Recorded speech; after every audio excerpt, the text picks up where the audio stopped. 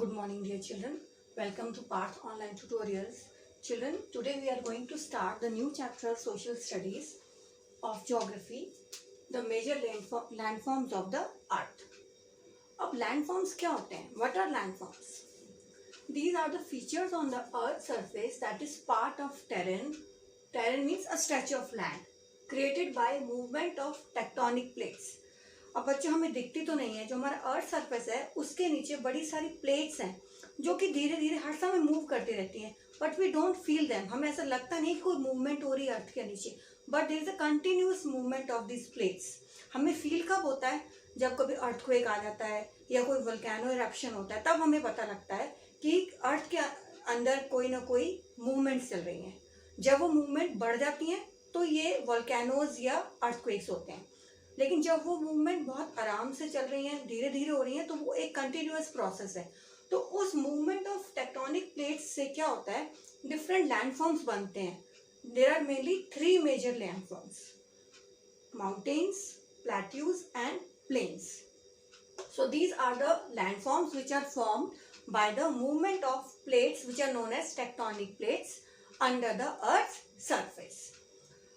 अब ये जो लैंडफॉर्म्स हैं मेनली 2 प्रोसेस से बनते हैं. एक होता है इंटरनल प्रोसेस और दूसरा होता है एक्सटर्नल प्रोसेस. इंटरनल से जैसे नाम बता रहा है, इंटरनल मतलब जो प्रोसेसेस अर्थ के अंदर हो रहे हैं, नीचे हो रहे हैं, जो हमें नहीं दिख रहे हैं. जैसे मैंने तुम्हें बताया, there is a continuous movement of plates called tectonic plates under the earth surface. अब जब ये मूवमेंट बढ़ जाती है तो उसकी वजह से क्या होता है? या तो जो अर्थ सरफेस है अपलिफ्ट हो जाएगा, मतलब उसकी हाइट बढ़ जाएगी, या सिंक हो जाएगा यानी दब जाएगा. So these are 2 things which are occurred by internal process. Internal process like volcanoes and earthquakes. जब हम कभी देखते हैं कहीं अर्थक्वेक आया है तो क्या होता है? पूरी अर्थ क्रैक हो जाती है, पार्ट्स में डिवाइड हो जाती है. तो उससे क्या होता है? या तो वो एरिया अपलिफ्ट हो जाएगा या वो नीचे दब जाएगा, सिंक हो जाएगा. So these are the 2 major examples of internal process which causes the upliftment or sinking of Earth's surface.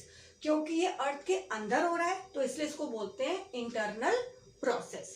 Now the second process of formation of landforms is external process. Means जो बाहर है, जो हमें दिखता है.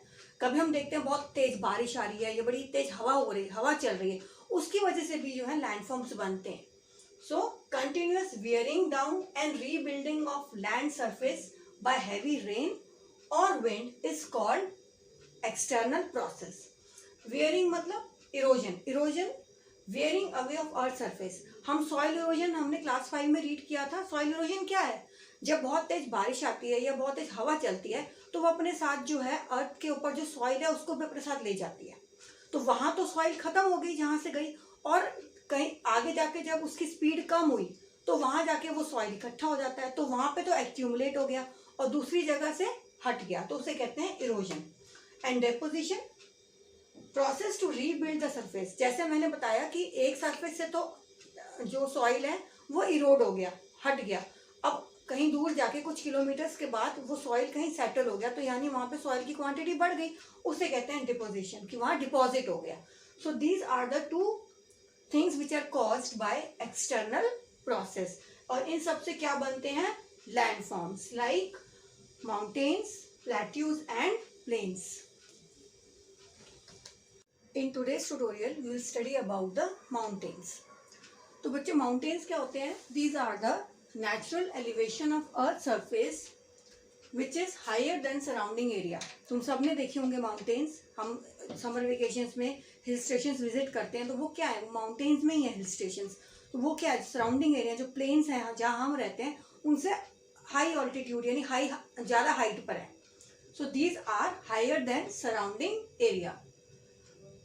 इनको रेंजेस भी कहते हैं. Ranges means mountains are arranged in line, एक लाइन में लगे होते हैं हाइट के according.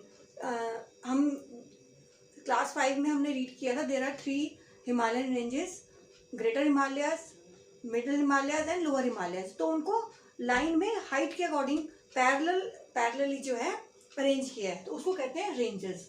For example the Himalayas in India and Alps are ranges of Europe. अब ग्लेशियर्स क्या होते हैं? These are the mountains of frozen ice. कई बार जो होते हैं, जो हिमाद्री है, जो ग्रेटर हिमालयस है, हमें जब कभी हिल स्टेशन जाते हैं तो हमारे को वो कई बार पहाड़ दिखते हैं जो हमेशा वाइट कलर के होते हैं। वो वाइट क्यों है? क्योंकि they are covered with ice. वो आइस जहाँ वहाँ की रिवर्स जो है वो फ्रोजन हो गई है और they have taken the shape of mountain. Under sea mountains, कुछ ऐसे माउंटेन्स भी हैं जो समुद्र के नीचे हैं, सी के अंदर है, ओशन के अंदर है, लेकिन हमें दिखते नहीं है because they are on the sea bed. For example Mauna Kea in Pacific Ocean. It is one of the undersea mountains. Now mountains are also classified into 3 types: fold mountains, block mountains and volcanic mountains. First we will study what are fold mountains. वो कौन से mountains होते हैं?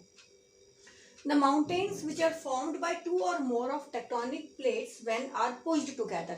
जब tectonic plates अर्थ के नीचे move कर रही हैं और वो जब सारी स्पीड से मूव करती है तो आपस में वो टकरा जाती हैं, they collide. उसकी वजह से जो लैंडफॉर्म बनते हैं वो है fold mountains.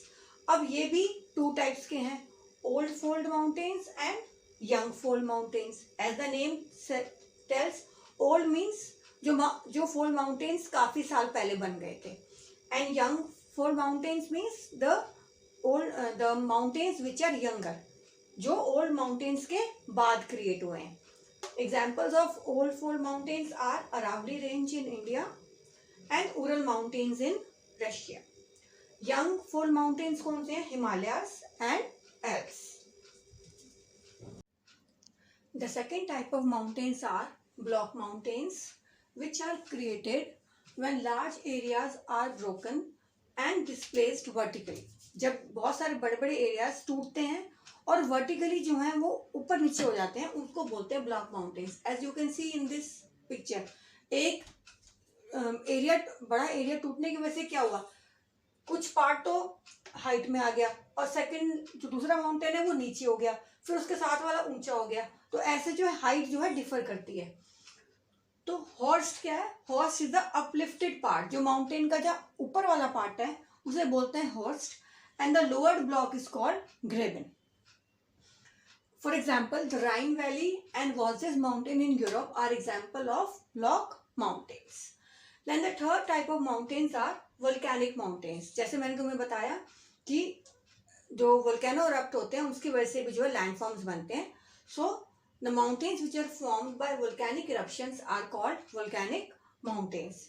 They are Mount Kilimanjaro in Africa and Mount Fujiyama in Japan. Now children, mountains are different from hills. Hills को हम और माउंटेन्स को एक जैसा नहीं कह सकते because they differ in height. जो माउंटेन्स होते हैं वो हायर होते हैं as compare to hills. So mountains differ from hills in terms of height because mountains are higher than hills. So in today's tutorial we studied about mountains and what are the 3 types of mountains. Thank you.